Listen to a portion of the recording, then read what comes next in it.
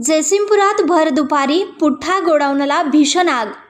जयसिंगपूर शहरातील सांगली रोडवरील डीमार्टच्या लगत असलेल्या पुठ्ठ्याच्या गोडाऊनला सोमवारी दुपारी सुमारे 1:30 वाजण्याच्या सुमारास भीषण आग लागून मोठे नुकसान झाले।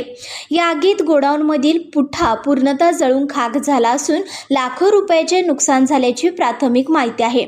सदर गोडाऊनचे मालक रामलाल केवट हे याच ठिकाणी वास्तव्यास असून घरातील प्रापंचिक साहित्याचेही मोठे प्रमाणात नुकसान झाले आहे।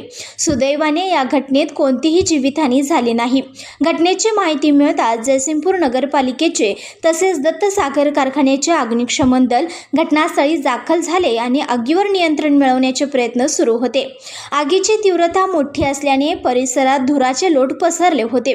प्राथमिक माहितीनुसार गोडाऊन समोर रस्त्याच्या विरुद्ध बाजूस कचरा जाळण्यासाठी लावलेली आग वाऱ्यामुळे पसरून गोडाऊनपर्यंत पोहोचल्याची चर्चा घटनास्थळी होती।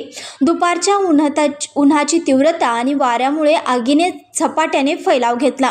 या घटनेमुळे सांगली कोल्हापूर रोडवर काही काळ वाहतूक कोंडी निर्माण झाली होती।